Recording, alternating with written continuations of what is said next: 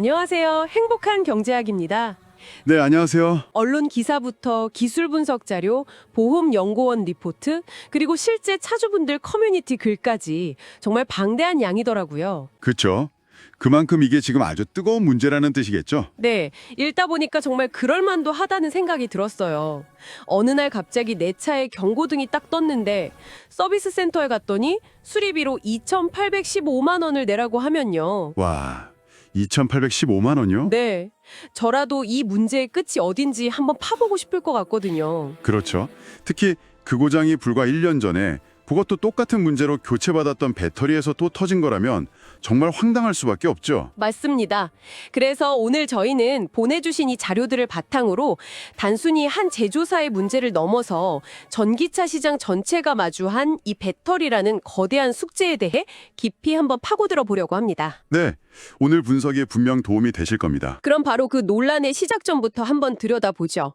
모든 게 BMS 079라는 무슨 암호 같은 오류 코드에서 시작되더라고요. 네, 맞아. 이게 차량 화면에 뜨면 배터리 내부에 심각한 문제가 생겼으니 충전을 50% 이하로 제한한다. 이런 메시지가 같이 나온다고요. 그렇죠. 사실상 차를 절반만 쓰라는 얘긴데 말 그대로 전기차의 심장인 배터리에 지금 중대한 문제가 생겼다는 신호입니다. 대체 차 안에서 무슨 일이 벌어지고 있는 건가요? 자료들을 종합해보면 이 문제는 주로 2020년에서 2021년 사이에 생산된 미국산 테슬라 모델 3 그리고 모델 Y에서 집중적으로 발생하고 있어요. 아, 특정 연식의 모델들이군요. 네.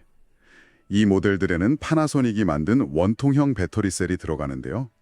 우리가 흔히 쓰는 AA 건전지처럼 생긴 작은 셀이 하나의 배터리 팩에 무려 4,400개 정도가 들어갑니다. 4,400개요? 와, 정말 상상도 안 되는 숫자네요. 그렇죠. 그런데 진짜 문제는 이 수천 개의 셀 중에서 단 하나만 문제를 일으켜도 차량의 배터리 관리 시스템, 즉 BMS가 전체 시스템을 보호하려고 배터리 성능에 아주 강력한 제한을 걸어버린다는 점이에요. 아, 하나 때문에 전체가 멈추는 거군요. 일종의 안전장치인 셈인데 진짜 문제는 그 이후의 수리 과정에서 터져나오는 겁니다. 보내주신 자료에 나온 실제 피해 사례들을 보니까 정말 기가 막히더라고요. 충남 홍성에 사는 A씨는 보증 기간이 남아서 무상으로 배터리를 교체받았대요. 네, 다행히 무상으로 받았죠. 그런데 교체한 지 딱 8일 만에 똑같은 오류 코드가 또 떴다는 거예요. 8일 만에요. 이건 뭐 거의 수리를 안 한 거나 마찬가지죠. 그렇죠. 경기도 수원의 B씨 사례는 더 심각해요. 네, 이 사례가 정말 많은 걸 보여주죠. 이분은 누적 주행거리가 보증 한도인 16만 킬로미터를 넘었다는 이유로 수리비 2,815만 원을 청구받았습니다. 결국 그 금액을 내야 하는 상황이 된 거군요. 네, 근데 B씨가 정말 분통을 터뜨린 이유는 지금 고장난 이 배터리가 불과 1년 전에 똑같은 오류로 교체받았던 재제조 배터리, 즉 리퍼 제품이었다는 사실 때문이에요. 1년 전에 바꾼 리퍼 배터리가 또 고장났다. 네. 잠깐만요. 그럼 2,800만 원 넘게 내고 수리해야 하는데 그게 1년 전에 한번 교체했던 리퍼 제품인데 또 고장이 났다. 이건 정말 밑빠진 독에 물 붓기 아닌가요? 맞습니다. 춘천의 한 차주분은 심지어 리퍼 배터리로만 2번을 교체했는데도 문제가 계속돼서 세 번째 신품으로 바꾸고 나서야 문제가 해결됐다는 글도 있더라고요. 바로 그 지점이 이 문제의 가장 큰 핵심입니다. 테슬라의 리퍼 배터리 수리 정책, 그리고 그 구조적인 한계죠. 구조적인 한계요? 네. 보내주신 기술 분석 자료를 보면요. 테슬라의 배터리 팩은 그 4,400개나 되는 셀들이 구조용 폼이라는 강력한 접착제로 하나의 거대한 덩어리처럼 단단하게 굳어 있어요. 아, 다 붙어 있군요. 예. 그래서 문제가 생긴 셀 하나만 쏙 빼서 교체하는 건 이건 뭐 물리적으로 거의 불가능에 가깝습니다. 아니, 그럼 애초에 왜 그렇게 설계를 한 거죠? 일부러 수리하기 어렵게 만들어서 부품을 통째로 팔려는 의도인가요? 아주 중요한 질문인데요. 제조사 입장에서는 셀을 구조체의 일부로 써서 차체 강성을 높이고 또 더 많은 셀을 빽빽하게 넣어서 주행거리를 늘리는 데는 유리할 수 있어요. 아, 장점도 있긴 있군요. 하지만 이건 명백히 소비자의 수리할 권리보다는 제조사의 생산 효율성을 우선시한 설계라는 비판을 피하기는 어렵습니다. 문제가 생겼을 때 책임과 비용을 고스란히 소비자에게 떠넘기는 구조가 되어버리니까요. 결국 전체를 교체할 수밖에 없는 구조라는 건데 그럼 왜 신품이 아니라 계속 문제가 터지는 리퍼 제품을 쓰는 거죠? 그게 바로 두 번째 함정입니다. 테슬라가 말하는 리퍼는요, 우리가 생각하는 것처럼 4,400개 셀 전체를 꼼꼼하게 점검하고 낡은 걸 새 것으로 교체하는 방식이 아니에요. 그럼 어떤 방식인가요? 이 배터리 팩이 약 1,100개 셀로 묶인 4개의 모듈로 구성되거든요. 네. 근데 문제가 된 셀이 속한 그 모듈 딱 하나만 교체하고 나머지 3개의 낡은 모듈, 그러니까 3,300개의 셀은 그대로 둔 채 다시 조립하는 방식인 거죠. 세상에. 잠깐만요. 그럼 제 차에 4,400개 셀 중 하나가 수명이 다 돼서 고장났는데 1,100개는 새 모듈로 바꿔주고 나머지 3,300개는 언제 고장나도 이상하지 않을 낡은 셀 그대로 제 차에 다시 달아준다는 거잖아요. 정확히 보셨습니다. 이건 문제를 해결하는 게 아니라 그냥 폭탄 돌리기 아닌가요? 다음엔 다른 낡은 모듈에서 문제가 터질 게 거의 확실해 보이는데요? 맞아요. 이미 한계 수명에 다다른 배터리 팩에서 가장 약한 모듈 하나가 터졌을 뿐 나머지 3개 모듈도 비슷한 상태일 가능성이 매우 높죠. A씨나 B씨처럼 리퍼 배터리로 교체한 차주들이 동일한 증상을 계속 겪는 이유가 바로 여기 있는 겁니다. 와. 참고로 보내주신 자료에 현대 기아차와 비교한 내용이 있었죠? 네, 있었습니다. 이 회사들은 배터리 팩을 32개의 훨씬 작은 모듈로 나눠서 설계했어요. 그래서 문제가 생긴 모듈 하나만 약 60만 원 정도에 교체할 수 있도록 해서 소비자의 수리 부담을 훨씬 덜어주는 방식이죠. 와. 설계 철학 자체가 완전히 다르네요. 한쪽은 통째로 갈아야만 하고 다른 한쪽은 문제가 생긴 부분만 도려내서 고칠 수 있도록 되어 있고요. 그렇죠. 이런 구조적인 문제에 더해서 수리를 맡긴 차주들이 겪는 고통이 또 있더라고요.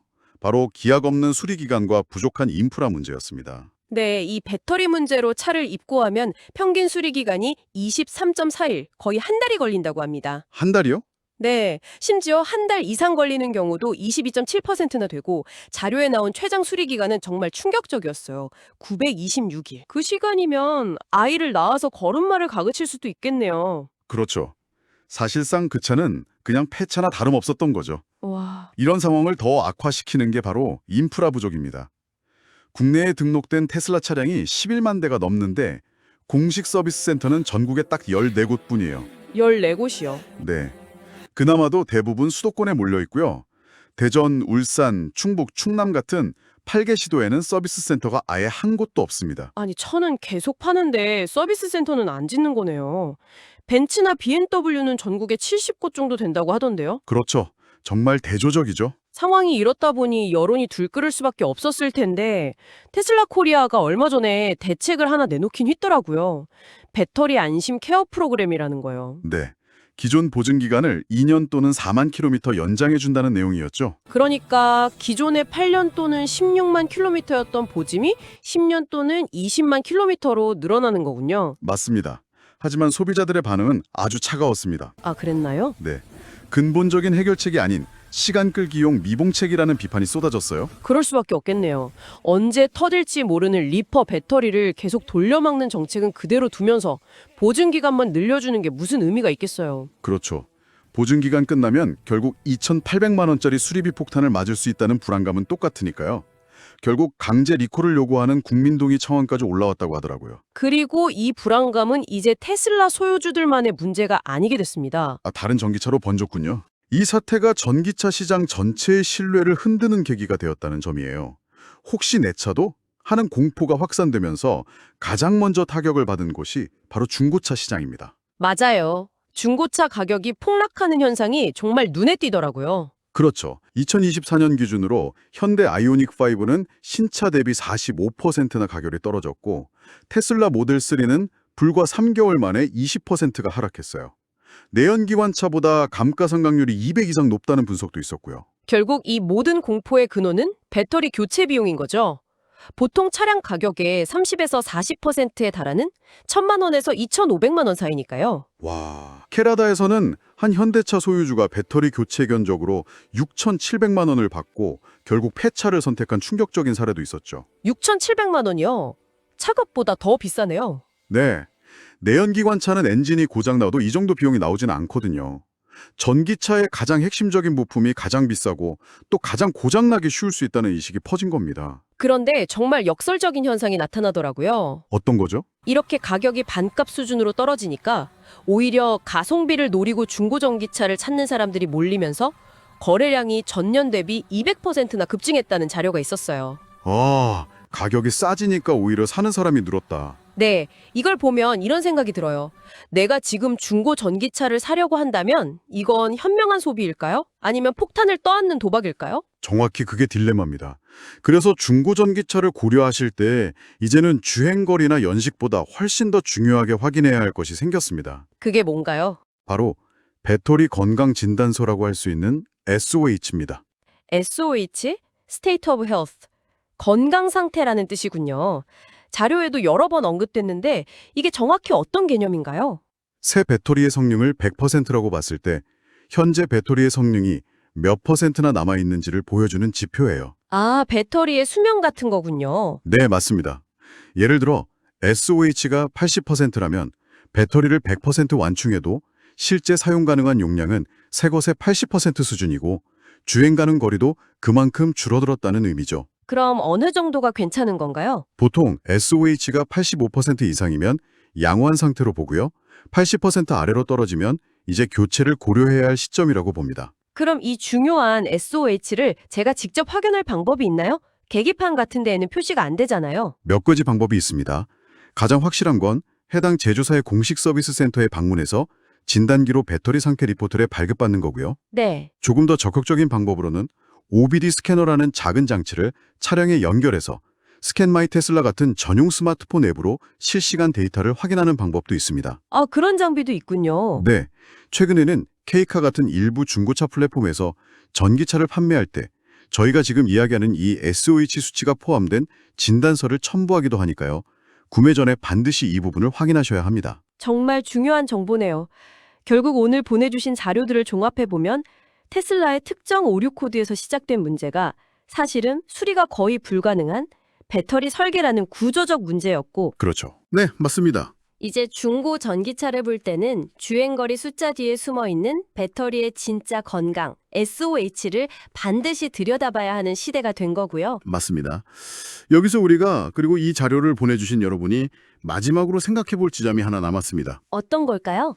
기술 분석 리포트에 따르면 배터리 생산 단가는 기술 발전 덕분에 2026년까지 지금보다 훨씬 더 낮아질 전망이라고 해요. 오, 그건 좋은 소식이네요. 하지만 만약 제조사들이 오늘 우리가 살펴본 사례처럼 부분 수리가 불가능한 일체형 구조로 배터리를 계속 만들고 독점적인 리퍼 수리 정책을 고집한다면 어떻게 될까요? 아, 부품값 자체는 싸져도 소비자가 내야 하는 수리비는 공임이나 정책이라는 이름으로 여전히 수천만 원에 달할 수 있다는 거군요. 바로 그겁니다.